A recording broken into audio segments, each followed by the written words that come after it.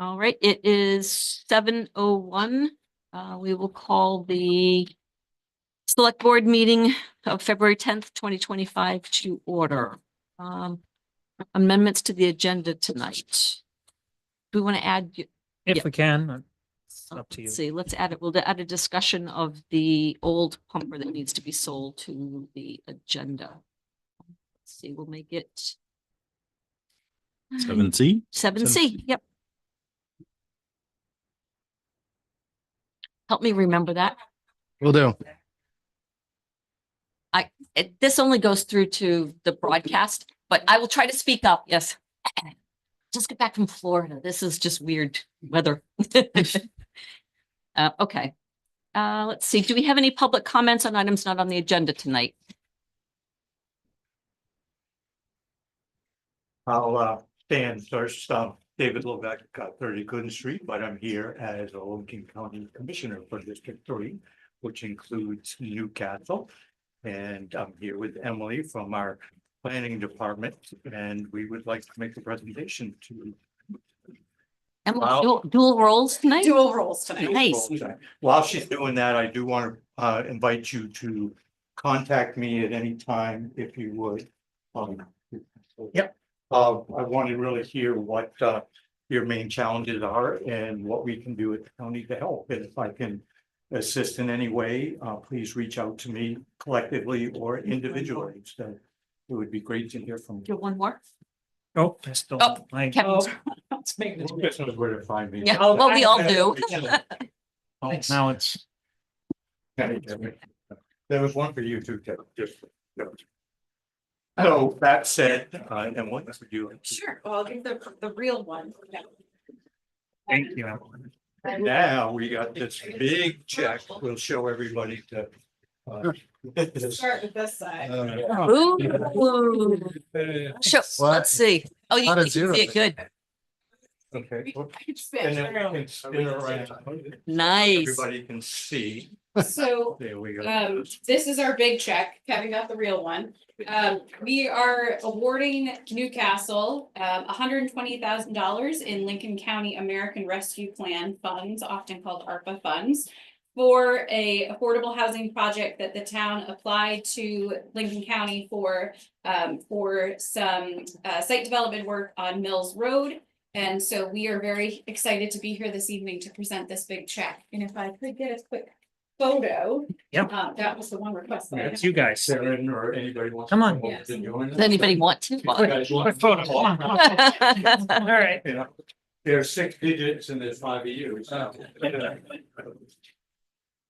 Maybe get behind here. Come on back. Perfect. All right, everyone ready? I'm just gonna snap a couple. 1, 2, 3. 1, 2, 3. One more this way. Perfect, thank you. Hold on to that 1 second. The newspaper is. Alrighty, guys. All right. Also, well, on 3. 1, 2, and 3. Beautiful. Thank you. Thank you. Appreciate your support. Yes, so glad that you can. I'd much rather take this one, try to catch this. I need that back. I gotta look Yeah, at the pounds on there. and there's no bank listed, unfortunately. We wouldn't want to be. routing Bringing it back. All right, all right. I'm serious. I really would like to hear from you collectively or individually, and if you want me back here for a public meeting at some time, I'm willing to do that, whether it's public comment or as an agenda.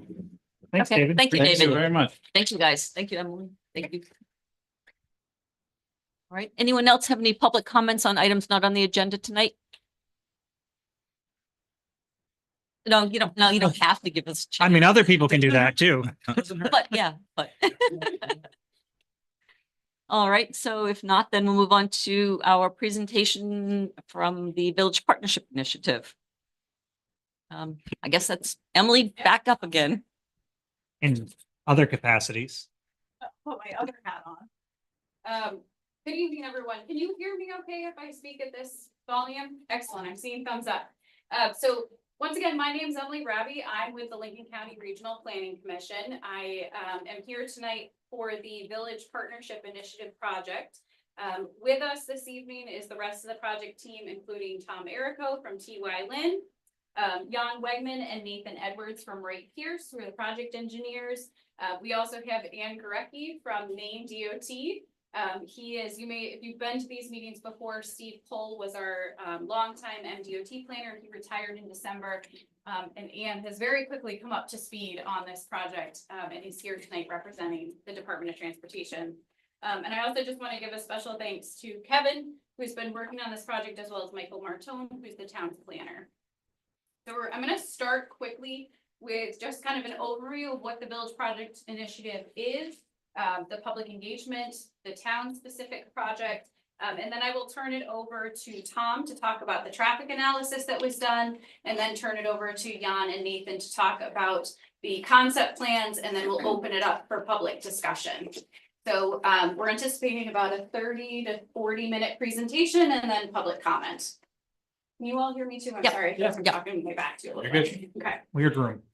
Okay, so, kind of starting with a brief overview of what is the Village Partnership Initiative. The town of Newcastle partnered with Maine Department of Transportation to engage Wright Pierce to develop concept plans for reconfiguring 2 central traffic nodes in town, as well as the connecting vehicle corridors in the village area. This partnership is through a program that DOT started in 2022 called the Village Partnership Initiative. It's a planning program that specifically encourages public participation and community engagement for pre-engineering work for a village center area across the state.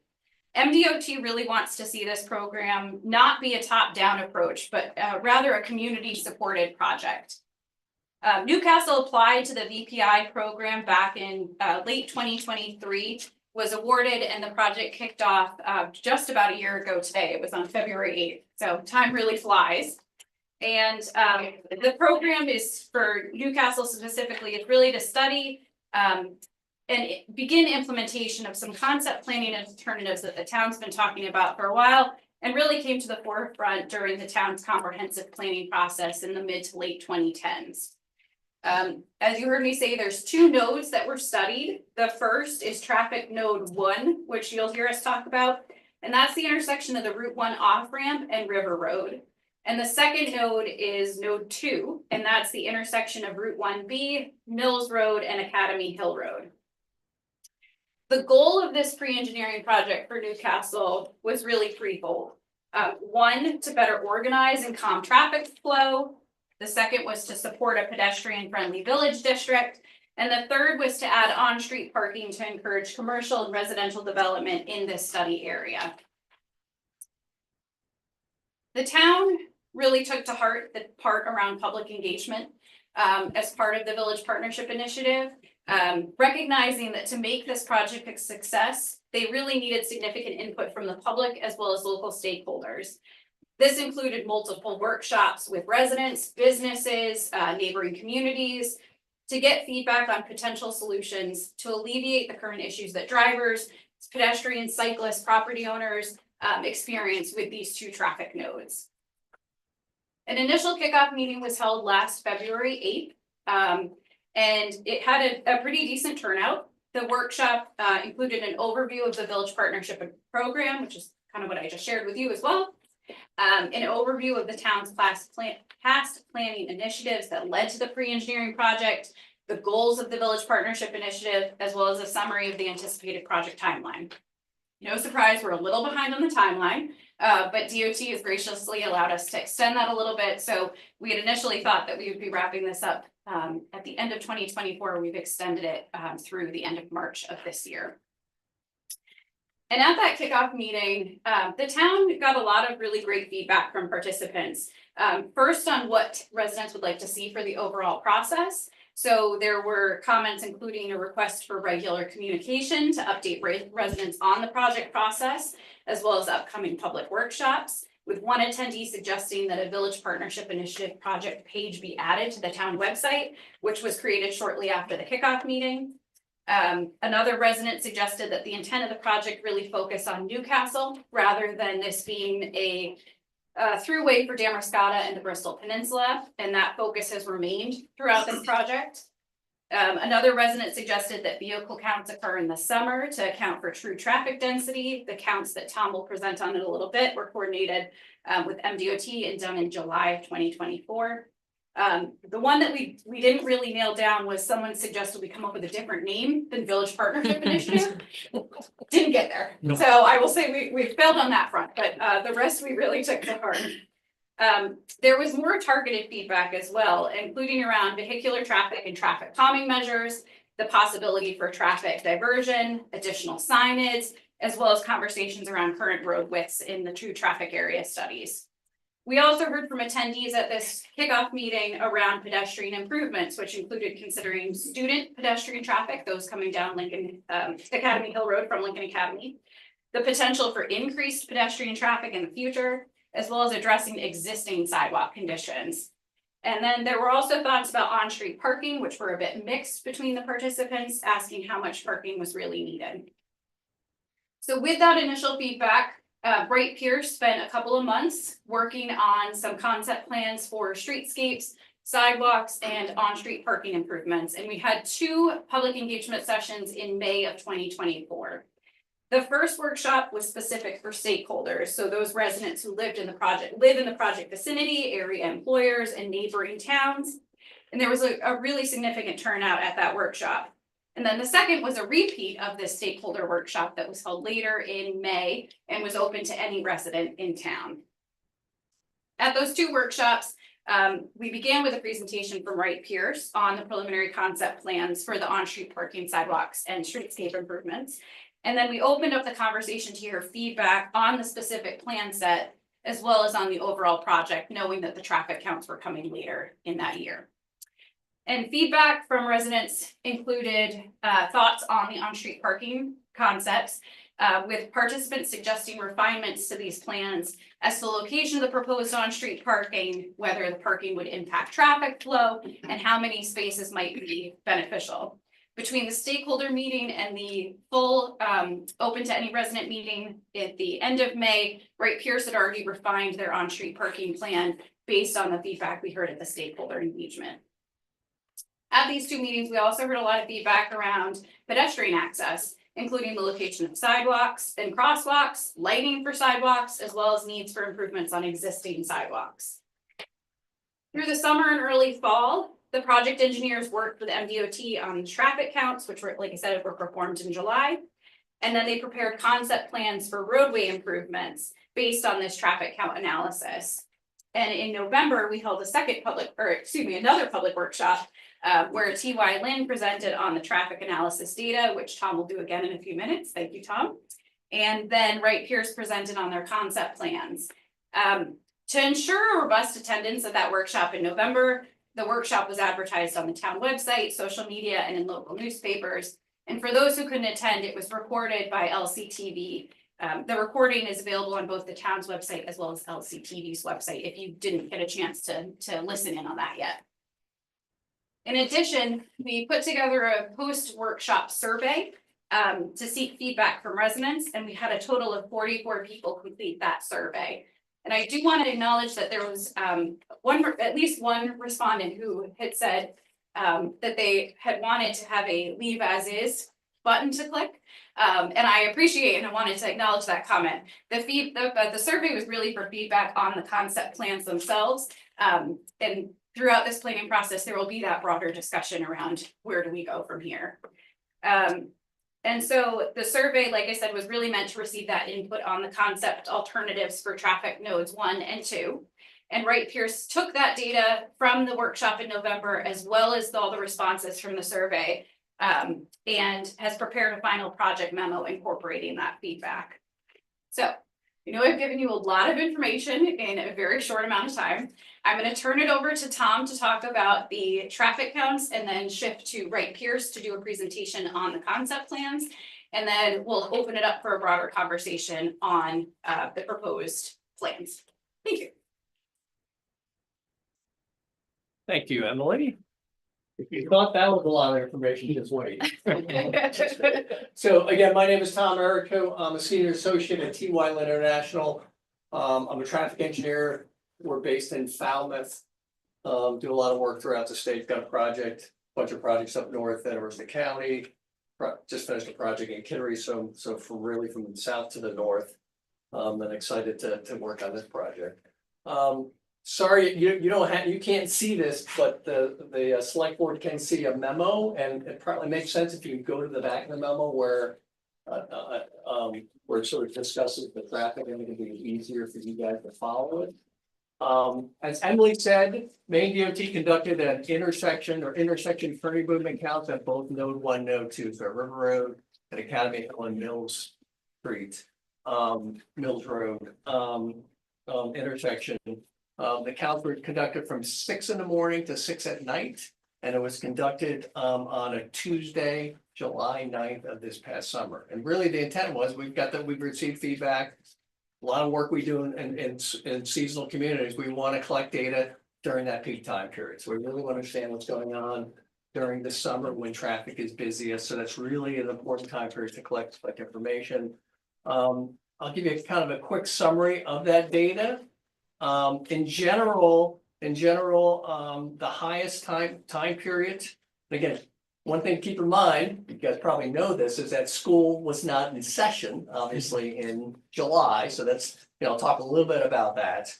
But fundamentally, traditionally in Maine, we see a morning peak hour, say from 8 to 9 in the morning, and then a traditional evening peak hour from say 4 to 5. In this case, the peak hours were earlier in the afternoon, 2:45 to 3:45. Again, it's not related to school traffic. That's just basically what's going on from a peak volume, situation. And then the morning peak hour, varied, but again, a little bit later than what you would traditionally see. And again, it's probably related to seasonal traffic. And so I'll talk a little bit about some of the numbers. And again, typically, when we do these evaluations, we look at sort of the peak morning and or peak PM. In this case, we focused mostly on the PM that had significantly more traffic, the afternoon traffic, and there was more traffic in the afternoon than the morning. And so from, if you look at figure one, there's a graphic that displays the volumes. And again, we look at individual turning movements. How many people are going left? How many people are going through? How many people are turning right? And actually, we're up on the screen, you can see it, if you can look at that. What's the predominant movement? It's that slip lane movement to Damariscotta, right? That is the heaviest movement. So both going towards Damariscotta and from Damariscotta. In the morning peak hour, there were 379 going towards Damariscotta. In the PM peak hour, there were 433. And then the reverse movement, 342 headed towards River Road and 396 in the PM peak hour. So that's the predominant movement. The other movements, whether it's from Mill Street, Academy Hill, they're relatively heavy, but not as heavy as that movement. That's the big movement that ultimately, we need to think about in terms of accommodating, whatever sort of improvement scenario. In this case, we looked at a few different scenarios, from a traffic operation perspective. Figure two summarizes volumes at River Road. Same sort of thing. We did, DOT did a traffic count. They actually set up cameras, collected information. We understand what's going on from 6 in the morning to 6 at night. And really, most of the volume coming off of Route 1 and going to Route 1, basically. And the volumes going to River Road are relatively low in the scheme of things. There's a lot of delay, backups from the amount of traffic that's going on and off of River Road. So in this case, there were 90 cars turning out of River Road in the morning and 118 turning out of River Road in the PM peak hour. So again, not a big number. But again, important information when we design and plan for intersections. This is the foundational information that we use as part of assessing what's going on at an intersection. So as we started to look at the information, there's a table 3 in the packet. One of the things that we run into in some of these seasonal communities is, but what about a weekend? What about a Saturday? In terms of volume demand. Sometimes Saturdays can be a busier time period, and given that we only had data during that weekday, I wanted to kind of gain some understanding.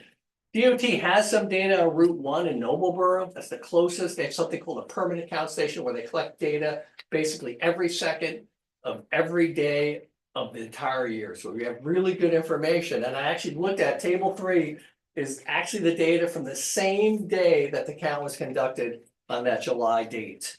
And so when we looked at the PM peak hour volume, remember, that's the highest time period, you looked at the data, actually Saturday's lower than the weekday volumes. So I felt pretty comfortable that we had a pretty good snapshot of the volume that would, what we call the design hour volume, the volume that we will use to evaluate conditions. So I felt pretty good about it.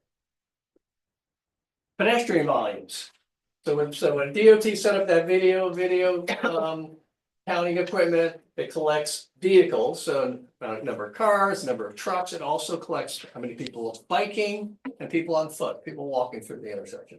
And so, if you table 4, if you look at table 4, most of the pedestrians are crossing, across Mills Road from Academy Hill into town. That's basically what they're doing. And the highest hour, there were 32 pedestrians crossing. Now, I'm sure there are more when school's in session, but again, this was a snapshot, summertime, July. Pretty busy. I mean, 32 for this community. I mean, it's pretty big. I mean, it's not Portland, but again, a pretty big number. I'm sure when school looks at it, it's a higher number. Again, that information helps us sort of evaluate conditions and what we need to think about from an intersection improvement perspective. So that's sort of the existing condition volume information. The next step in the process is when whether it be the state, whether the town invests a lot of money in implementing improvements, we want to make sure that they work for a long period of time. And so what we typically do is forecast traffic into the future. How will volumes increase? It's very rare that they're going to decrease. How will volumes increase over, typically we look at a 20-year horizon. And so, in some cases, we have models that do that. In most cases, we look at historic information, basically look at historic traffic counts, through the DOT database. And ultimately, what we landed on was a 0.5% per year growth over that 20 years. So basically the volumes got bumped by about 10% to get to that theoretical future number. And those are the volumes that we use to evaluate the different alternatives that were assessed at the 2 intersections. So the analysis, as Emily talked about, there were a couple of different alternatives that we evaluated at each one of the locations. I'll talk about Node 1, River Road first, and really we looked at 2 different alternatives. One, creating a standard T intersection, right? Right now, there are multiple sort of slots and different ways to get in and out of that intersection. Little confusing, quite frankly. And this really just sort of looks at cleaning that up and creating a standard T intersection with stop sign control on River Road. So it'd still be free flow coming on and off Route 1, stopping it. That's alternative 1. And then alternative 2 was looking at a roundabout. And again, I think many of you know what a roundabout looks like, right? It's not a rotary, it's not this big, like you see in it, that Augusta used to have, the big circles. These are smaller, more compact, intersection configurations.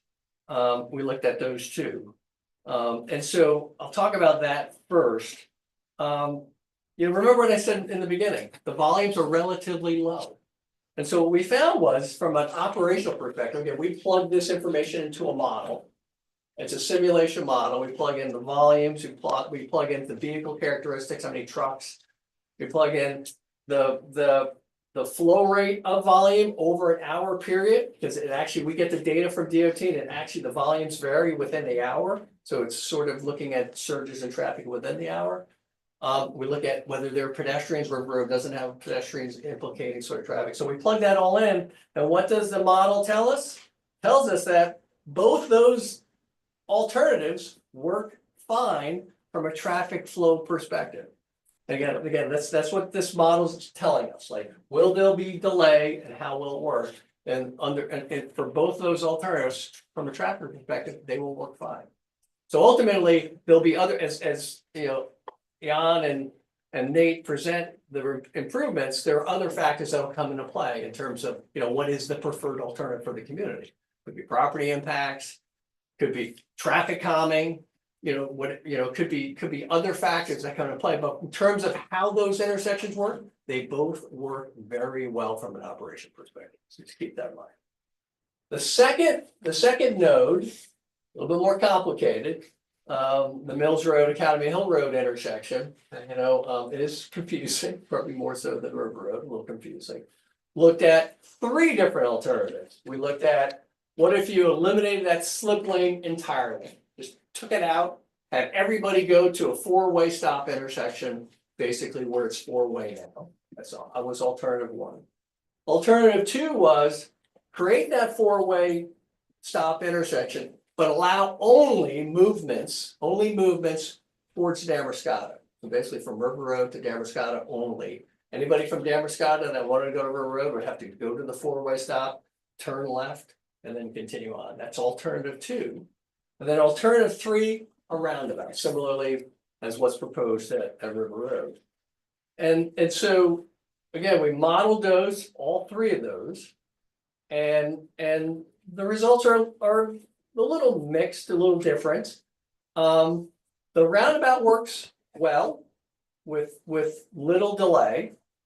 Alternative 2, remember, alternative 2 maintains the slip lane towards Damascata, works reasonably well. There's a little bit of delay, for the movement actually going towards Damascata, because they now will have to yield or stop. When they're going, right now it's free flow, right? You just keep on trucking all the way to Damascata, which, encourages higher speeds. Now they're gonna have to yield and stop, so there's a little bit of delay to that movement. But otherwise, generally works okay, according to the model. And then alternative 1, where everything goes into the intersection, there's some delay for the movement going basically from Damascata that wants to go left ultimately towards, River Road. There's some delay, not at an acceptable level of service. I mean, it is at an acceptable level of service, but again, there's longer delay than what's currently, more delay than the other alternatives. So in general, all 3 work reasonably well. Alternative 1 has a little bit more, more delay than the others. So that's sort of the traffic part of what we conducted as part of helping to inform the layouts. I'm gonna let Jan discuss the layouts a little bit. I'll probably get back and talk a little bit about some of the implications as it relates to pedestrian and bicycle modes of transportation, but that kind of gives you a sense on the traffic part of it.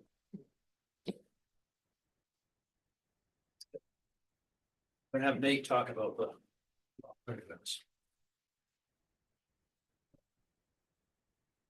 Right, so again, we have prepared this memo by Pierce, and so we've, just came up with conceptual plans to illustrate what Tom modeled.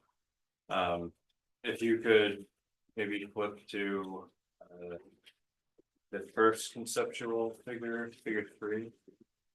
Screen.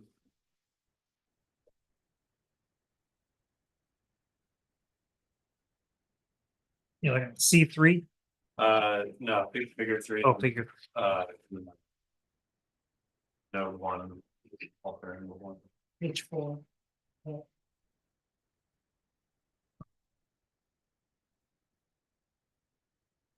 Page 3, physical page 3. Page 4. Page top. No, I know. Which are you looking for? Page 4, This one? not one of the Oh, fold outs, no, just okay. regular page 4. So the only downside is my memo on here is the one from January, not the updated one. So I don't know if I have the. I think I got it correct. What figure? The figures of the font Yeah. change.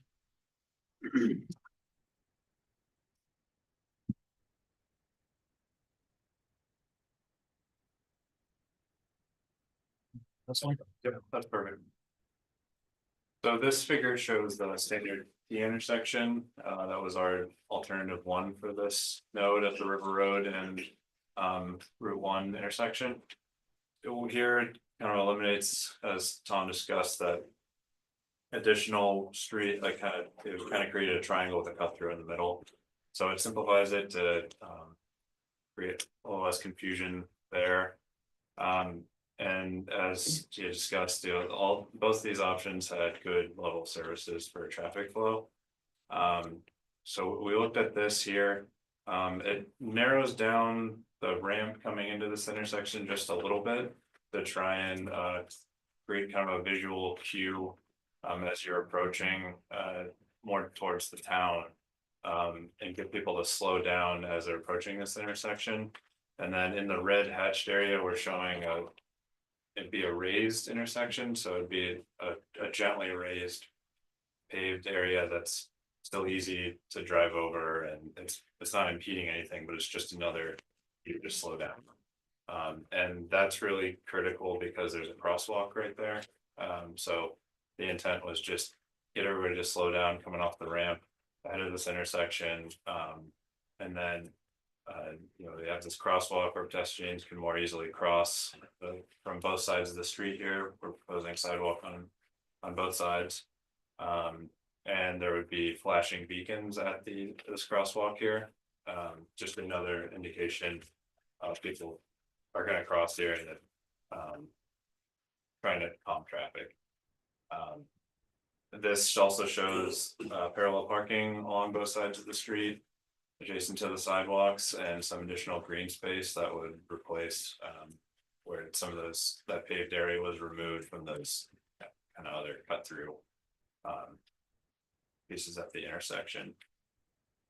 If you could flip to the second alternative at the bottom of this page, that shows a conceptual roundabout.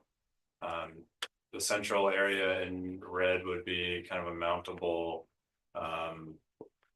area of a different material, just to indicate that you're not supposed to drive there, but that large vehicles could go over this, couple inch high mountable area if they needed to navigate this better. And then in the very center of it in the green, kind of a landscape area. So the idea here is you get good traffic flow. It is safer from an accident perspective, and it will force people to slow down before they get to this crosswalk, and towards the downtown. We ended up recommending the T intersection because both of these get good traffic flow, and this first option at the T intersection would be a lot quicker to construct, less complex. It would require less import of additional fill and grading. Right now, there's a really big slope across this intersection, and if you have to make this big roundabout, that's just a lot of fill to bring in, so you have to have a pretty even slope going across that whole thing. So we think this just works better in a lot of ways, especially given that the traffic flow just doesn't really warrant the roundabout. We did get input from the survey and some of the meetings that people did like the roundabout option, but with all those other things considered, we think that this would be the better option. And then you could move on to the next node. That's the existing conditions, and then if you move to the next figure. So this is alternative 1 at node 2. So the Academy Hill, Mills Road, and Main Street intersection. This is the one with just the 4-way stop. So there's no slip lane at all that would go from Main Street on the left to downtown Main Street. So everybody has to come through there and everybody has to stop. We still had to create kind of a large radius on that turn moving right there, as you can see, for large vehicles to be able to move through that intersection and go downtown. As Tom mentioned, this is the most restrictive traffic wise. And we ultimately didn't recommend this option just because of that. It is a little bit, it might be a little bit too constrictive or different from the current layout. If you move the second alternative. This is the one that shows a one-way slip lane moving towards downtown. So it might look fairly similar to the current layout, but it eliminates that second direction of traffic moving through the slip lane. And that slip lane would not be free flowing in both directions anymore. It would be stop controlled, so people could still, especially large traffic, not have to go right through the four-way. They could kind of detour around that to the downtown area. So there's still traffic calming involved. They're being slowed down. There's added pedestrian safety by that, and these signed crosswalks and everything. There's some additional green space and added parallel parking, through here and all the way to the bridge downtown. And I should note that in all of these alternatives, we did the street portion is the same. It's just the intersection's different in these. So they all have parallel parking. They all have street lighting for pedestrian safety and more of a village feel. And they kind of simplify if you see the red area, that's currently like a big paved area. Traffic can move in any way in front of those businesses, and people kind of park all over the place in there. We're proposing that would be more of a one-way, possibly delineated in a different material. That's why it's shown in red, just to kind of increase the clarity of how traffic should move through there and to those businesses instead of kind of a free-for-all. Again, just trying to make it more safe for pedestrians. DOT right away goes up to those buildings. There's a line here Yeah, that shows this. So this is technically public space. yeah, the right of way is really wide through here. Yep. So we were just trying to make it a little safer, incorporate some more green space. While still serving all the functions that are currently there. And we've widened the sidewalks through here. Yes, yeah, I should mention that too. The sidewalks, instead of being 5 foot wide here, they're 8 foot wide on both sides of the street. So, What the hell did they put wide side? well, it just, You don't have marching bands coming down the sidewalk. no, you don't have marching bands, but you will see in a lot of downtown areas, they do like to have wider sidewalks just to promote. Even if you don't necessarily need that width for the flow of pedestrians, it just it has more of a village pedestrian feel. So, Not that many people use that sidewalk. well, maybe not now, but the idea is of this is to create more of a downtown village feel that promotes, the businesses that are there and everything. So we are trying to keep in mind what it is now and what it could be in, say, 5-10 years down the road. So I will go into the third alternative, which is the roundabout. This one is tricky. It is very hard to fit a roundabout in here with the available right of way, and it's a bit hard to see the right of way on here, so apologize, but Right here. yeah. It goes up the middle of what this lane would be. Yeah, so in this scenario. So you have that in a domain. Yeah, drawback of this one is one way that, I would need to have some kind of land acquisition on the corner there. The reason for that is to get the lane from Mills Road coming in more perpendicular to this intersection, and with the size of the space you would need for a roundabout, you kind of have to pull it like the center of the intersection a little bit farther away from where it's currently located, more towards the park. So this one's just very challenging and awkward to fit in here. And due to it not necessarily being warranted from a traffic flow perspective, we did not recommend this option. We recommended the second one that I showed you before this.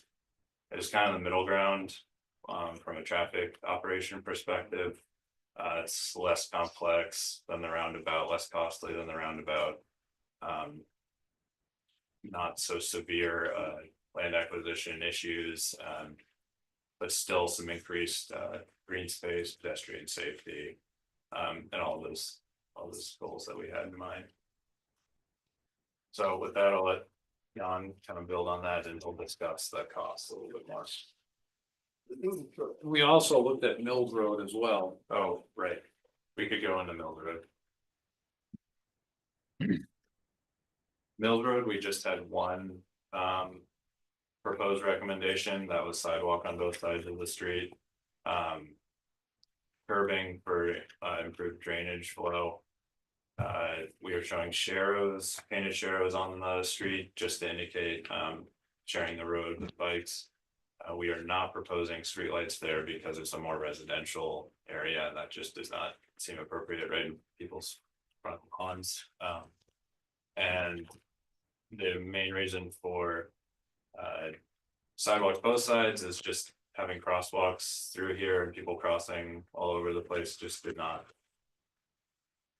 not seem like the right thing to do there. And so this way people could just walk down the street towards downtown. It promotes people going towards downtown without having to cross the street. So here I believe we have 10-foot, 12-foot lanes with 2-foot shoulders. But it's generally as it is now with a second sidewalk. I think right now the sidewalk is kind of separated from the street and there's grass strip in between, so this would be pulling the sidewalk both sides right up to the street.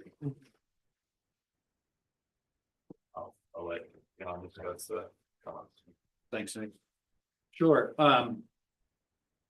yeah, we just, were asked to pull together some cost numbers to kind of, help with, understanding, what the cost implications of these different options are.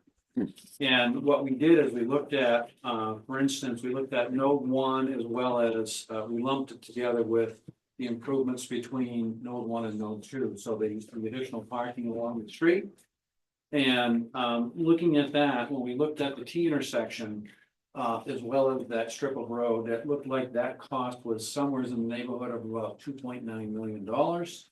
And these are going to be important because, again, we're looking at DOT is going to be, where the hope is the DOT is going to fund a lot of this. And so they need to be able to take a look at that. Is that reasonable for them as well? And then when we looked at the roundabout, adding or changing the T intersection, putting a roundabout in, our costs jumped about 800,000 to about 3.75 million. So that's a bit more expensive. And where it really wasn't, it didn't, as Nate had mentioned and Tom had mentioned, the levels of service weren't that spectacularly better with that particular option. So we feel that node 1, that was another reason why we did doing alternative 1, which is the T intersection. When we looked at node 2, we looked at just the intersections there. And the node, the alternative 1, which is the 4-way stop versus the 4-way stop with a slip lane, those are very similar. The 4-way stop was about 1.35 million and the slip lane added just slightly more, less than 10,000 more. So it was relatively the same and we're getting a little bit better benefit. So we felt that was a positive. When we looked at the roundabout on that particular location, it was about $2 million. So it was a bit more than the other alternatives. And again, the benefit of the roundabout versus these others didn't seem to be that much greater to carry that additional cost. And then we looked at Main Street between node 2 and the bridge. And that's about $1.64 million is what our estimate was for that particular improvement. And again, that includes on-street parking, wider sidewalks, some street lighting, and some other improvements along that stretch. And on Mills Road, we looked at what those improvements would be, and that's about 1.5 million. So when we total up all the preferred alternatives, we come up with about $7.4 million for the whole thing. And whether we tackle it all at once or in pieces, I mean, that's up to the town and up to the DOT how you want to present that and plan to go forward with these improvements if you do that. That's just a quick summary. I don't know, Tom, you've got anything else to add or about pedestrian safety or? I mean, maybe a little discussion on bikes, on how we landed Right. without bike facilities. Right, so the bike facilities, we looked at how do we accommodate those?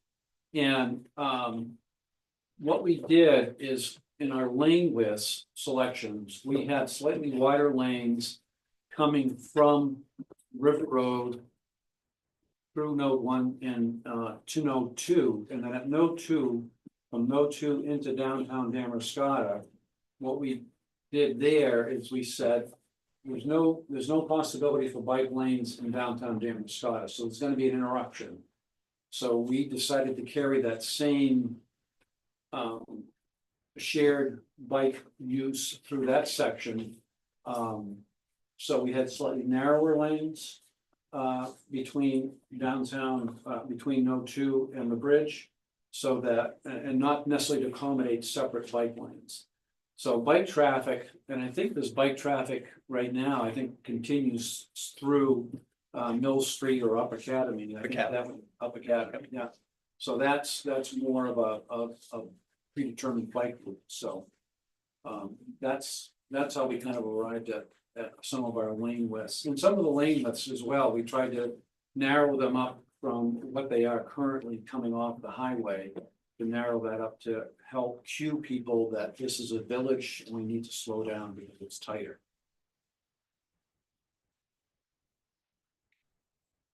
Any other comments, questions? Yeah, I think you, talk a little bit about the parking, added parking.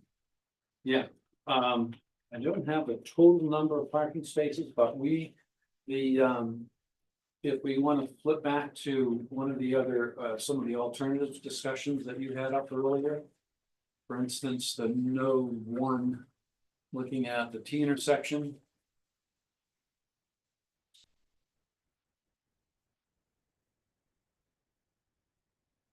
So you can see here, on the right-hand side of the screen is you're just about at the church. But, yeah, just off the screen. But in any event, in this particular case, we could add a good amount of parking on both sides of the street. This is on-street parking, parallel parking, and again, the use currently may not be here. But it's the possibility that in the future, the use could be here, or it could be just downtown. And then, there we go. Yeah, on the right-hand side is the church parking lot, yeah. And so you can see that we're adding a decent amount of parking along the street. And the other thing that the parking along the street will do, it'll cue people again, as a traffic calming measure. It cues people to say, hey, listen, cars could be pulling out here, I better slow down, or somebody could open their door or whatever. So it does tend to slow people down, and it kind of gives you that sense that we're entering a tighter and more dense area. Looks like about 40 spots there. Yeah, so which is a good amount of space on the street. And I've numerous times on Sundays or for other functions, seen people at the church parked all along the street now, Yeah. trying to pull up onto the sidewalks a little bit. And praying that when they open the door. it's not Yeah, they don't get taken by. cleaned out, yeah. Right. And if you look at the other option on Main Street between Node 2 and the bridge. We're not adding quite as many spaces there, and there are some available along those stretches, but we're making it consistent throughout that whole stretch that there's gonna be opportunity to do parallel parking in there as well. Plus, it also provides some opportunity for some landscape opportunities along the street itself. So you could put trees in there or other types of landscaping. That would also help visually cue people that it's gonna read very similar to downtown Damascotta. So, you don't move very fast going down through downtown Damascotta. And you continue that same speed through this area. No sense in, you're not gonna necessarily feel like you need to open up and speed up through this area. And those spaces would probably all be full in the summer. Judging from how many people use what few spaces we've got in the town parking lot after hours and some of the other spots. So we do need those. Any other questions? Does anybody have any questions? Yeah. The red spot there on Main Street on the states right away is the parking going away from that? There are some spaces in front of the building there. Right. In the center. There is further to the right, we're proposing a green space where there now is all paved. Mhm. And as you know, that's up a little bit higher, so that could be, that could be used for something else. It could be green space, it could be, outdoor seating if there was a restaurant there or some other types of outdoor space. I mean, we'll leave it up to the town to kind of decide what other options there might be for that area. But the apartment building that's there is not going to lose those spaces. in There'll be, front of that we building. still are showing 3 spaces in front, and they also have access, there's an access that goes behind the building. For that building that's there. Where the red is though, David, I don't think they park on that red spot. That's what I was They drive into that and they park right in front of their buildings. Those are still there. Yep. I think, Jan, I remember, I don't know if they're here tonight, there was a few residents from the building, Standard. the standard building, and they had expressed, I think, and you responded to it, their interest in doing away with that sort of access that goes in front of the building. Right. Is that the green space you're talking Mhm. about? Yeah. Yeah, as long as there's access to the back of the building where they have parking and underneath. Yeah, that's what needs to be maintained.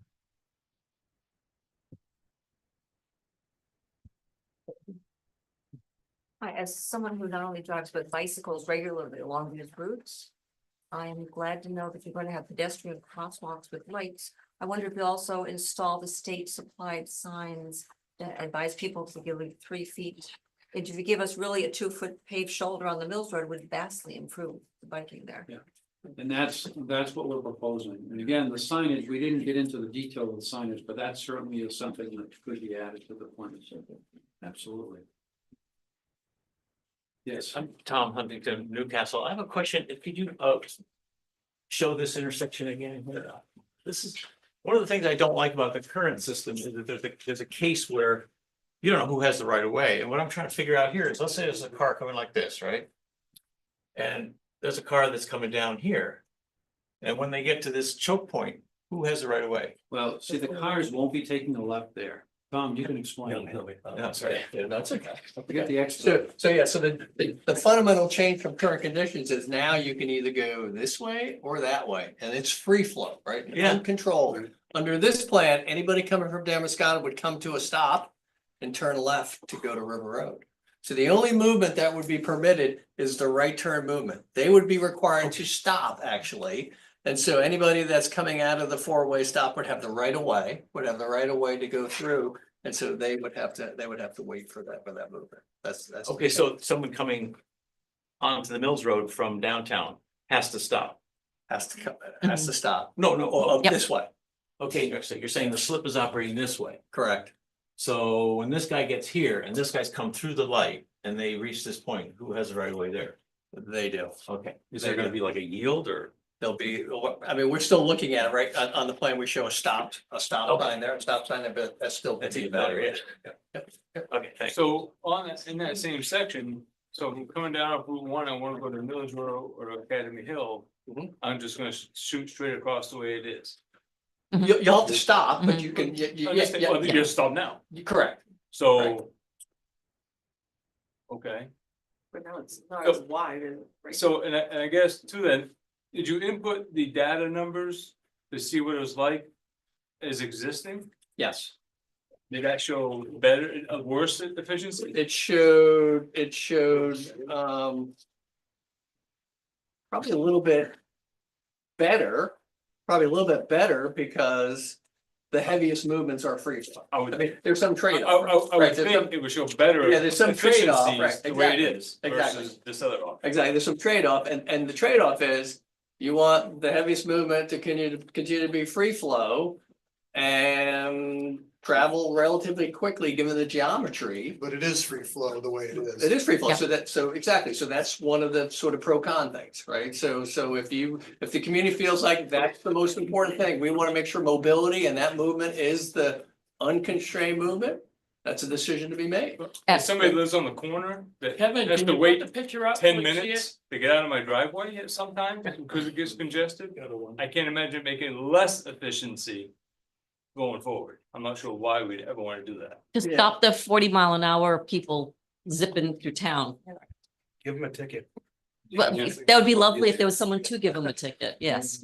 I mean, we looked at a rotary, this is what, 20 years ago? Yeah. This is the second time this has come around. And I can't remember why that one got shot down. Do we have that old study from that one? What happened was that we had the same discussion. Yeah. Pretty much. Some of the same people, and no one could resolve it. DOT sent the chief traffic engineer down. He stayed down there for some period of time, I don't know what it was. And his decision was, it's not needed. Roundabout is not needed. I think that's also the time when he recommended painting the coming up Main Street, just before the intersection. The road. So that when you come up from Demascota, Mhm. you have 3 lanes basically. One coming down from Academy Hill, With two going up, one going up. Yeah. And one going to the right, correct. and I think that's all they did. And that's, but to me, I don't know, I'm a resident of Academy Hill. I go through there, I don't know how many times a day. Once in a while, I will forget the time that the kids get out of school, because you don't want to be there when the kids get out of school. But I'll give a shout out to Lincoln Academy, because I think they're making some changes to the way they handle traffic up there. They do have a guy out front who controls both the cars and the kids. Mhm. So he lets 3 cars go both ways. He lets the kids go. It's kind of hard to control the kids, but Yeah. he lets another 3 cars go, and they're doing a good job. Now, recently, a lot of parents come and pick up the kids. Sure. Too many, Exactly. in my opinion. Yeah. And what they were doing was pulling into the student parking lot. And then make the snake around and back, so with 20 cars in there. They're not parking. They're waiting in the travel lane. And then all hell breaks loose when the kids are trying to get out. And the people are waiting there for to pick up their kids. So when I drove by the other day, Lincoln Academy blocks off the student parking area. So that the parents can't get in there anymore. But then the parents, pretty smart. They go down and they're parking on Academy Hill. From the old gym. Where they go in through that little roadway between the gym and the softball field. And they come out and they're parked here all the way down to the railroad tracks. And so the only other place I can think of that might help is if the school told those folks that you gotta park down where the ATEC building, or the student housing is. There were plenty of places there to go down. And most of those people park there are teachers, so they're not going out right away. Now, the trick is when they pick up the kids, they can back up the driveway. And they tee into Academy Hill. Make them go right. Don't allow them to go left, because that puts them down where everybody else is. Yeah. Try to get out. Yeah. Now, whether you can do that, not whether you're even thinking about it, I don't know. So the elimination of that right turn. That's been bubbling for a while in the community. In fact, you guys probably, I don't remember, I wasn't here, but they tested it. I mean, do you remember that back in 2016? So a while ago, they tested closing that slip lane. Right, they tested that. They put up cones on back in 2016 and then followed up with another one in the summer. I think of the same year to test like, how would it work? Like, would it create problems? And so they did a test. And there were some issues with trucks, what I read, right? I read about like trucks, because this, you know, to do the always stop, to send vehicles through it, there's gonna have to be geometric modification. It isn't just simply close it and do nothing. It's not that. There's gonna be change that's needed to, you know, accommodate the larger vehicles, but it was tested actually by the community, which is interesting. Not a lot of communities do that. We're doing more of that now. You know, tactical urbanism, we're like testing things like temporarily to see if they work. And actually, Newcastle did that, you know, back in, you know, around 2016 to see if it had any upside. And the sense I got from reading a lot of the documentation that was in the comp plan was like, yeah, it makes sense to kind of continue to think about that idea, you know, as you know, sort of cleaning up. I mean, it's a confusing intersection. It's, you know, you have to stop multiple times in certain cases to get through the intersection. It's a little bit confusing. You know, but I don't disagree. It isn't working terribly from a congestion perspective. You know, we looked at safety data. Historically, it has been something called a high crash location, where there were a number of crashes that were problematic. That's not the case right now. Right now, it is not a high crash location. So the data shows that it's not a high crash location, but historically it has had some problems. Is that since they did the road marking roadway? Good question. I don't know Did it get that. better after the roadway was It's possible. That I don't know. And that may be the case. That may be the case. Yeah. One other thing is, what if we just leave everything the way it is? And add one stop sign, One, where, where? so it's a four-way stop. I talked about the 3 lanes, that middle lane. Make them stop. Right now, they go up to Canton Hill, to Main Street, they don't. Right, that's stop. free flow, right? Going this way is all free flow, right. But. Right. If we make the lower part of that intersection, put a stop sign there. Which might cost $2,000. $1,000. Hell of a lot cheaper than $2 million, Yeah. you know, and then wouldn't that solve I the think, problem? I think. And leave everything else the way it I is. think the concern is if you stop that movement, right, the movement going from Damascotta going up Academy Hill. There's concern that it would back up and then block.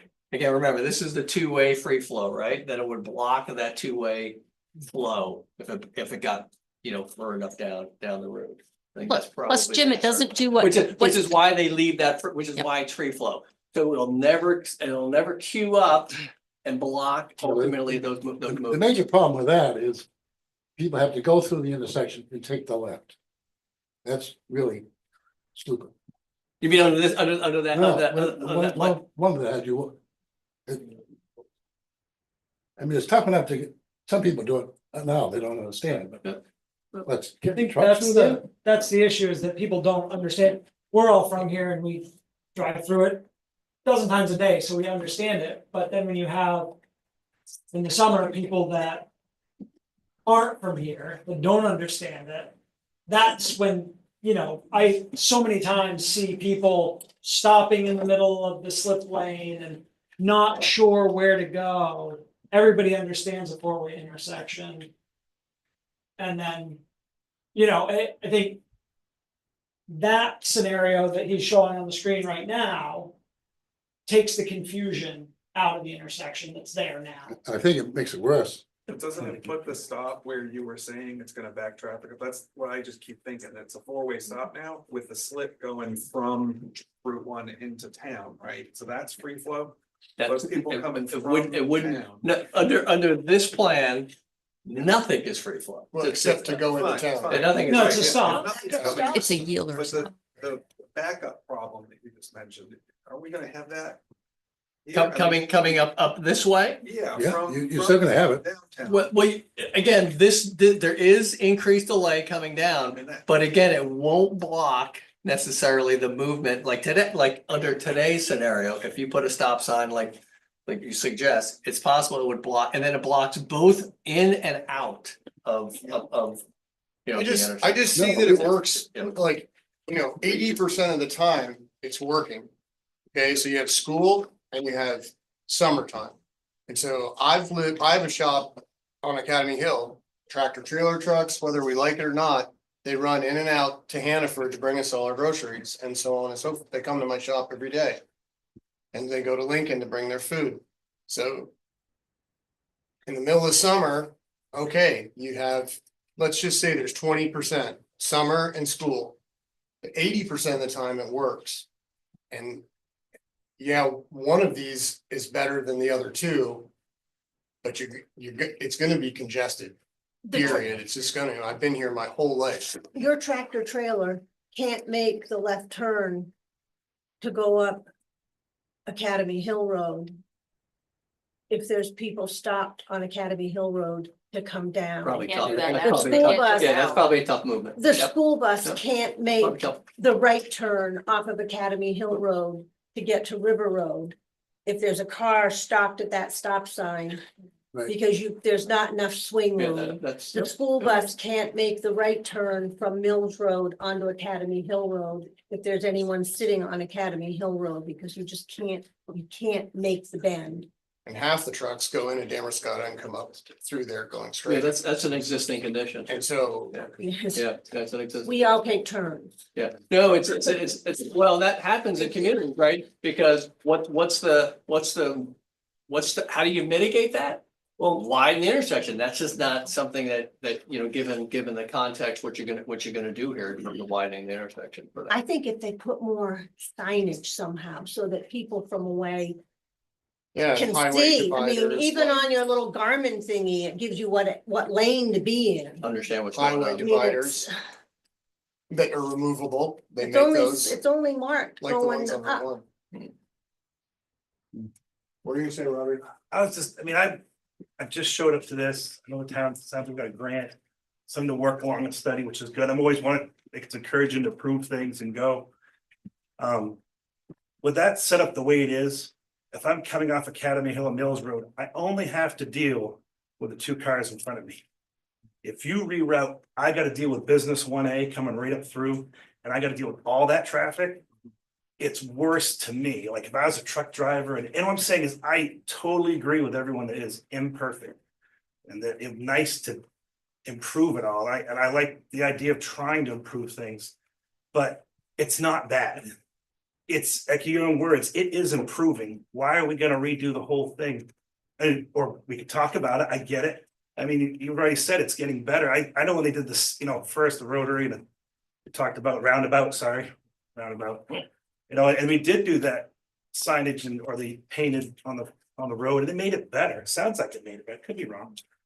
But it's like I have our vehicles going around the school. It's our community. It's part of what it is. And I get the people from out of town are here. But the biggest thing is that's just a funnel from Damascus, Bristol, so all that traffic zipping through. Let it go. Get it out of the way. I know when I come up that intersection, I like it the way it is. It's not great. It does back up. But if I have to deal with all of it in one point, I think it back up way worse. But I'm a farmer guy, play with lumber, dirt, but I don't do highway study. So, I mean, again, I just showed up just tonight and people put a lot of hard work into it. But and I love the idea of trying this work. Parking and help things out. And if the goal is to slow people down, let's make some changes to put some of the on-street parallel parking in there, put that in there, but don't necessarily change the intersection. I think you'll slow them down doing that, 'cause that was the whole concept. We talked about that years ago. And and slowly some on-street parking is showing up, but I think if we add some of that and slow the traffic down coming out of Damascus, slow the traffic coming in by the church from River Road on, do that, that will, as studies have shown, that slows you down automatically. And I think Jan talked about how, the project certainly could be phased. So do the things you say first, right? So you can implement some of the road improvements, some of the traffic calming improvements, streetscape improvements, do some of that first. And then monitor conditions and make some decisions about Academy Hill after that's done. You don't have to do it all, at once. Maintain the striping Yeah. so it stays vibrant and people can see it. Maybe put more, put an arrow on the ground too. Yeah, but that was going. More of both those. ways. Then see where it goes and if it needs to have more. study the numbers, like, okay, let's take node 2, say, what are statistically, what are the numbers and the percentages of that flow versus the way it is now? You know, like, you guys have all said, okay, well, these are the numbers for 1, 2, and 3, but you haven't said what the numbers and the percentages are versus what it is now. You know, we need, you know, like, that would be a good number to know. Like, okay, are all 3 of these 2% less, or are they 15% better than what's currently there? Yeah. That's a number that should be. We have that information, because we did that existing count, so we know what it is now. Where is that information? It's in the memo. Okay. If you look at the memo, it's there. That's All it. Yeah. But I think your general comment is, I think, spot on in terms of just your intuitiveness of what's gonna happen. You take that free flow traffic and any of that moving to a stop sign, it'll increase delay and mobility. And so that's the trade-off, you know, and so your thoughts are right. Hey, Tom, I got one question. The northbound going right on that image there, if you're going right from Main Street onto Mills Road. That movement. Yeah, is that 2 cars wide, that lane there, or is it One. that, yeah, right there. It's one One. lane. It's a little bit wider to accommodate truck movements, but it's only 1 lane wide. Did you consider like a slip lane along there? Well, I think we did at one point, think about that, but Tom had made a really excellent point, when a 4-way stop, if you introduce a slip lane, then you add confusion. So because a 4-way stop, you come up to it, you know who else is there, and you have a certain sequence, you go through that. But Yeah, you don't want multiple lane approaches to a 4-way stop. That's not gonna work well. It's not gonna work. Yeah, just to call back, that was my point about the stop sign, is exactly what you said. You're not only arresting traffic that's taking the left, you're also going up the hill and also on the Mills Road. I think that, I mean, you got computers, I'm sure you did the modeling. I cannot imagine how that wouldn't back traffic up right into town. Not during school, just regular. Yeah. Can you show about where the stop sign would be on the slip lane going into Damascotta? Yeah, I know, I mean, Roughly, if you had to guess, where do you think it would be? well, it wouldn't be where they have it here. You know, that's still being worked. I mean, this concept sketch is currently being tweaked. So the stop bar, you don't have the stop bar. Stop bar is ahead of the crosswalk in this case. So this is still being worked on. I mean, there are certain requirements that we have to meet in terms of the location of the stop bar, stop sign. Yeah. There's a manual uniform traffic control devices that we have to do. So it's gonna be probably pulled back a little bit from what's on that plan. So my question is, if there's cars stopped there and there's a line coming back towards River Road. Or even, up towards Route 1. How about emergency vehicles getting through there? How much space is there gonna be? Because, we're gonna most definitely in the summertime be coming against stopped vehicles. And, that's not always the best thing to try to get around, so. Is there gonna be space to? The way this is current, what is that width beyond there? Probably not wide enough for. Yeah, it's probably no more than 12 feet wide. That's 12 feet. Yeah, so the only thing you do, people will pull out ahead. I mean, that's the way, it works in cities, that's what happens. I mean, that's the access to, part of Newcastle to get to, and also for people to get to the hospital and whatnot. So I think that would cause some delays in emergency response. Well, that's the lane that's usually backed up The one going. Without a stop sign. year round. That the traffic coming off Route 1, off River Road and going into town, it's usually at a standstill. Well, it's not the intersection that does it, it's Main Street, Damascotta. That's right. It's not the intersection. It's not the There's intersection. nothing we can do to solve But that's that. not gonna go away. Yeah. That's where it's already always, Yeah, that's. the others are usually still going. They're coming in.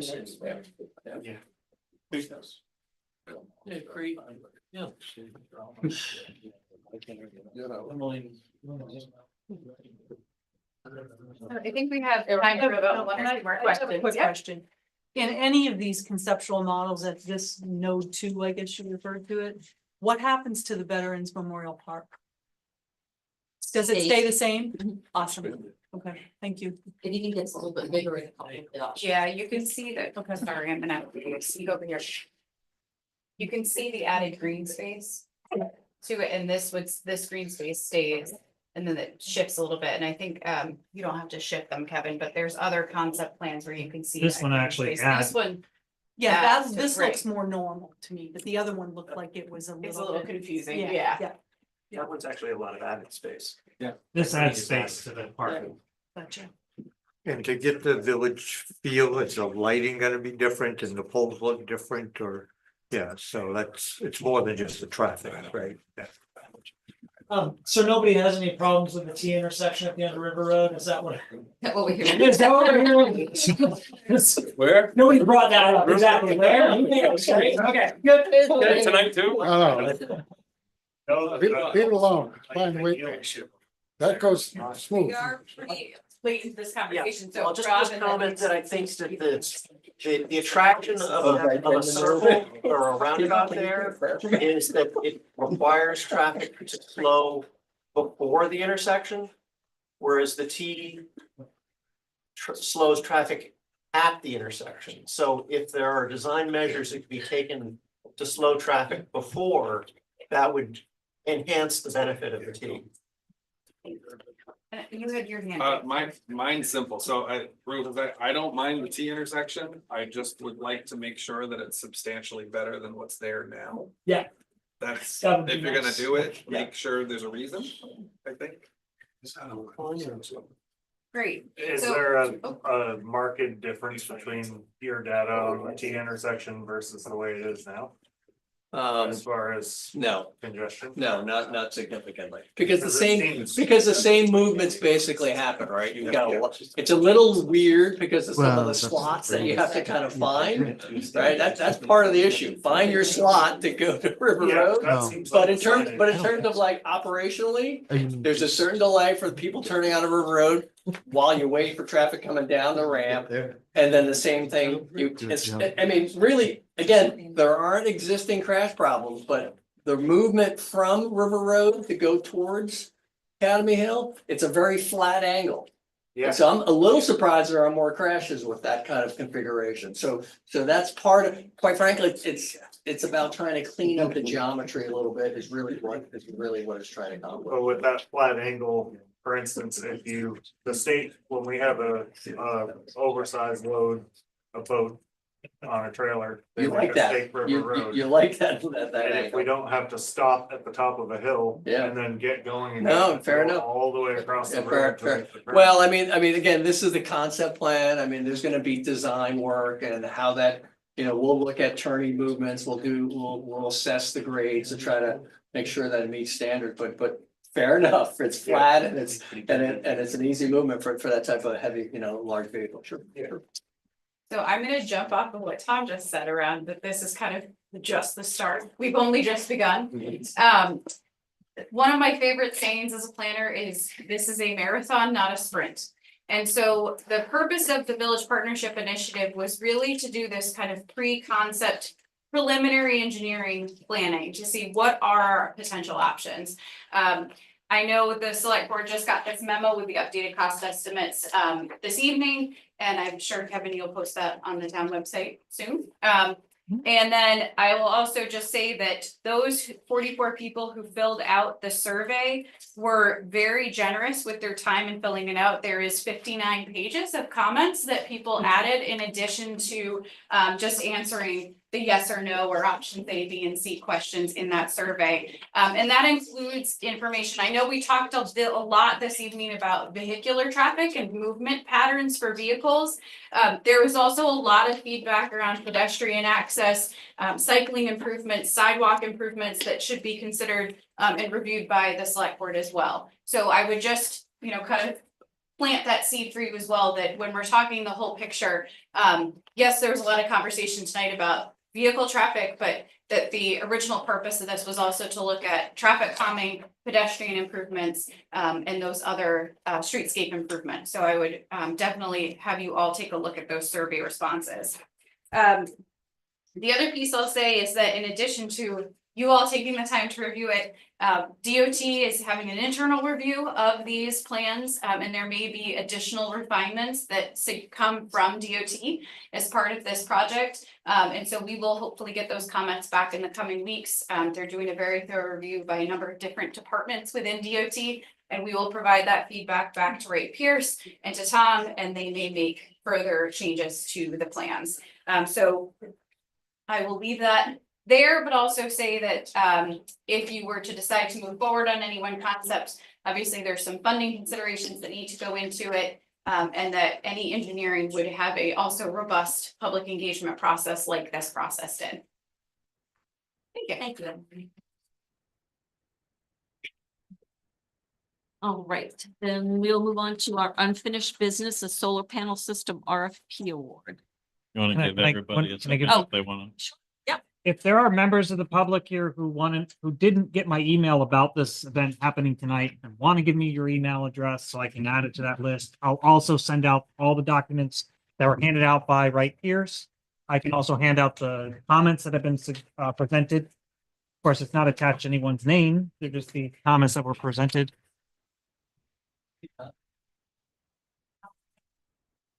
So for $7.14 million, we only have to pay $700,000. Let's put it in this year's budget. It's an interesting. So when do we? Kevin? When is this coming up next? When are we talking about this again? Well, you guys can talk about it now if you wanted to. Are you putting it on a future agenda? Oh, yeah. Yeah, like 2 weeks from now. Great. Then let's not talk about it tonight. Let's talk about it in 2 weeks. Yeah, I think we're gonna get the DOT comments back. That's what I need that's what I was hoping before you got this tonight was DOT's comments to go with it. I wanted to give you this. You wanna address I did not safety give if you we're gonna be talking about? He's gonna stick around, yeah. Did you send that? Did you fill out the survey? No. Oh, last survey we did in December? Sorry. Hi, Jesse. Thank you. Thank you, guys. Thank you very much. I might have. Oh, Okay. what's your email? My name is Robert. Robert? Ford, PL. OURD. Get him? at tidewater.org. I'll get you on there. I'm sorry, Robert. You ready? Perfect. As well, DW space. Gotcha. Thank you, Derek. Thank you. Thanks, Ian. I'll be in touch. Okay. I have your email. Yeah. Yep. You get my board meeting packets, right? Or no? I'm gonna send you the agendas too, just so you have them. Yeah, I go find them. All right, well, I'll make sure you get them in an email, or at least a link to them in an email. All right. Yeah, of course. Good up there. It's looking good up there. It's coming along. It's cleared out. It's all. Oh, you've been doing it? I wondered who's the rigs that Of course was I do. up there. I'll add you to this. You got two experts. I rented one. I mean, I do have two, but One's not not- both there. Okay. Night, Emily. Thank you. Thank you. Have a good night. See you around. Take it easy, Rob. I think if we do one thing.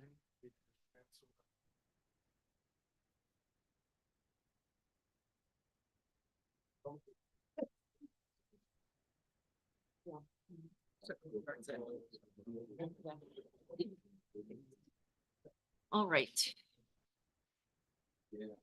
Now we'll go on to the solar panel system.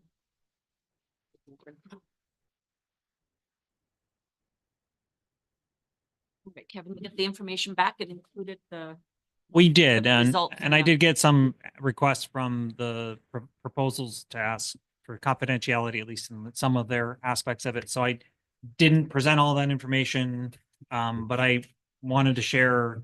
Our low bid was the committee's recommended choice. So I just felt like it was important to share with you that we went through this process where after let me back up.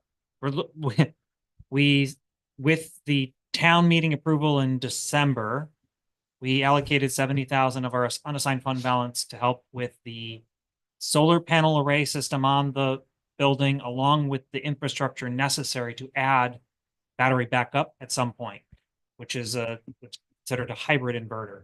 So essentially, that's what we asked the 3 firms that had initially assisted us with looking at doing a grant for just the solar on the roof before we started thinking about battery backup. Those 3 firms all submitted a proposal. I sent out an RFP, gave you links to that, review it. We built a sort of a scenario or matrix based on that RFP and the responses we got back. All 3 were strong proposals. All 3 would have worked really well with Newcastle. But I think the strengths were low bid and resident contractors. So the committee felt comfortable with the equipment that we're looking to use and the scalability with time. So if we have greater energy needs, we can easily accommodate and support those. So that was Electric Sunshine. And what time frame are we talking about? As soon as the snow starts to melt, which look at the number of snowstorms April. coming up. Yeah, so phase 1 is using our resources to put some solar panels on hybrid inverters. Our grant application was sent in the middle of December. We'll know about it mid-March. So Okay. the timing is, let's hopefully get the solar panels up this spring. Once we know that we got the grant, the same provider is also authorized to move forward with phase 2 of this, which is battery installation should we get the grant. Okay. Yeah. That's exciting. We've talked about this for many years, so it's nice to finally get it moving. All right, we don't need to do anything on that then. You don't need to. You're I mean, gonna I just do an your thing. opportunity to share. It will be a big project for the town. Something Yeah. we will work to promote and educate about solar. I think we'll do some work to make a public facing aspect in this in here showing how much power it's generating and trying to educate folks on why. Maybe you solar- could link that on the website. Yes, yeah, Just just nice. giving it right out to anybody who wants to see how it's doing today. Good. That's fun. It's Yep. exciting. All right, then new business, Healthy Kids. See, That's you. we had Come on a, up. we had a missing piece of mail last year, perhaps. We did. You want to come up and say hello? Yeah, I'm Shar. How are you? Hey, Shar. Executive Director of Healthy Kids. Thank you for this opportunity to connect with all of you. We send out letters annually to all of our municipalities to support our prevention work. And in talking with the town hall this last December, we pieced together that our 2024-25 request had somehow gotten lost and miscommunicated. So that explained why we hadn't gotten Newcastle's funding for this current fiscal year.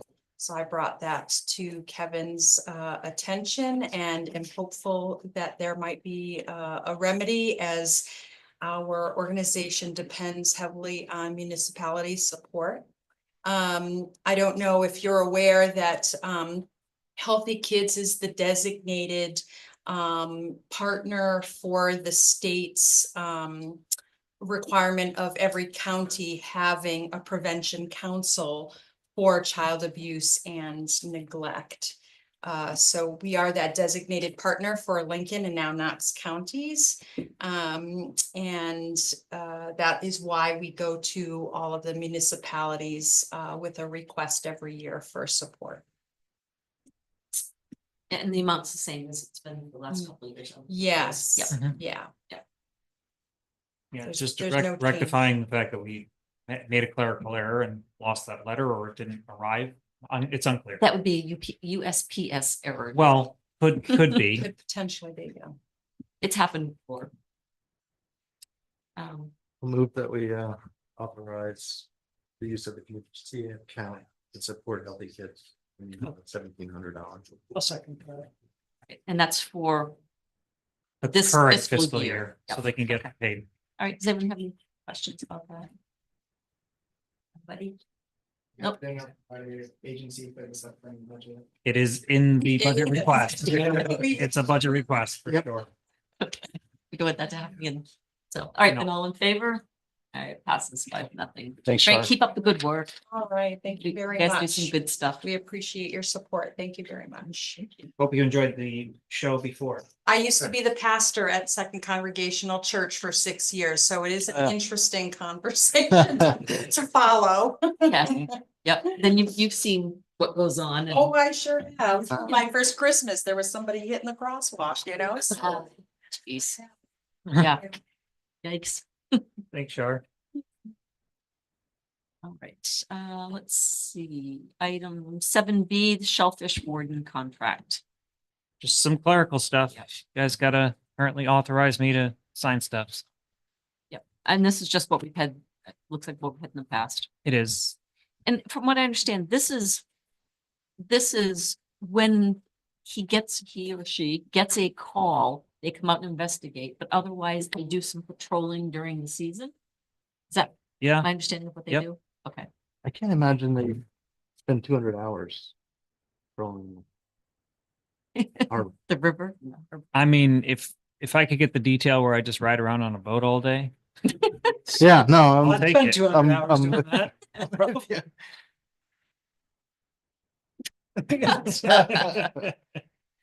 Yeah. Right. Yeah, summertime. Yes, sorry. It's There's not a lot of activity to patrol right now, probably. Can I move to authorize the town manager to sign the Marine Law Enforcement Services contract? Second, Seconded by Ben, all in favor. It passes 5-0. don't forget your C. Thank you.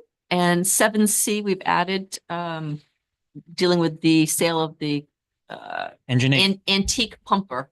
Yeah, 1974 Ford F-750. Is that what that is, Casey? Yeah. The fire company is willing to assist us in finding a buyer, doing some, allowing people to get on the truck, take it for a spin. Well, obviously with somebody from the fire company, but I just want authority to actually move forward with this, but it's our, Article 20 of last year's town warrant gives the board the authority to sell assets, or sell and dispose of surplus property. This would be considered one of our surplus properties that we have no use for. It probably has a value of a few $1,000s. There's some town that would actually use it or. Can't Be a use it. sawmill. The Might be a pump- sawmill that needs it.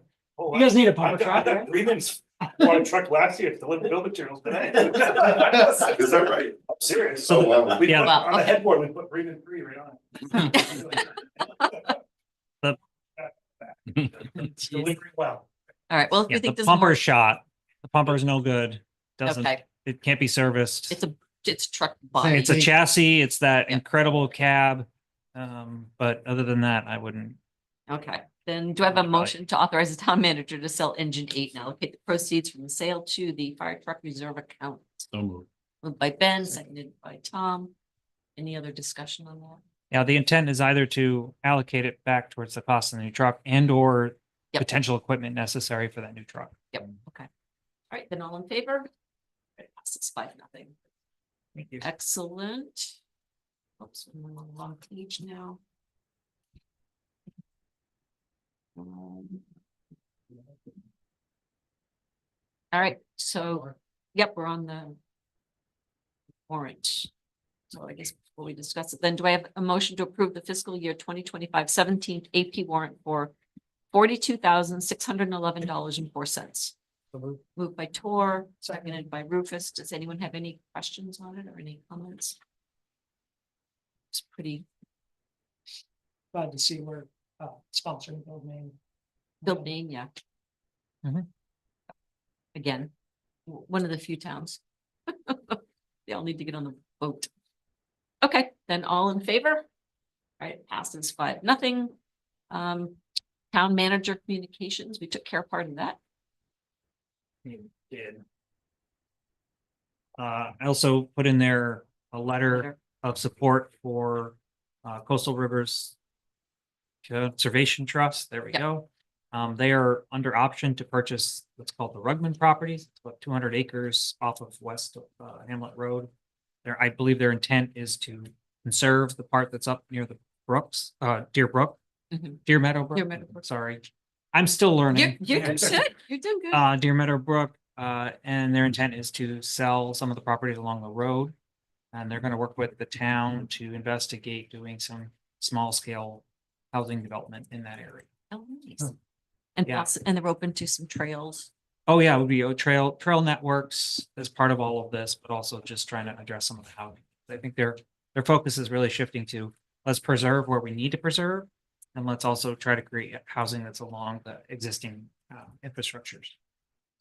That's nice. Yeah, it's an exciting time to be working with them. That's great. And then what else was on? Budget workshop. Right, I just wanted to get Shops. the dates out there. We discussed them at our last meeting. I just wanted to put them out there. March 5th, 12th, and 19th. They're all Wednesdays. Those will be the budget workshops. At 6:30. At 6:30 is what we agreed. There was a consensus agreement on 6:30. Okay. So I'll provide the budget summary scenario at our next meeting. And then we'll dive into the details of those workshops. Following those, we'll look to make modifications, should the board want to. And then have to get it all on a warrant for the 28th of April. We have a few weeks to hash this out. Few weeks. Nothing else to do, right? No, more than enough. We're good. All right, then that's it, Kevin. We have a motion to go into executive session under MRS 405.6.E consultation with attorney. Moved by Ben, seconded by Tor, all in favor? Passes 5-0. All right.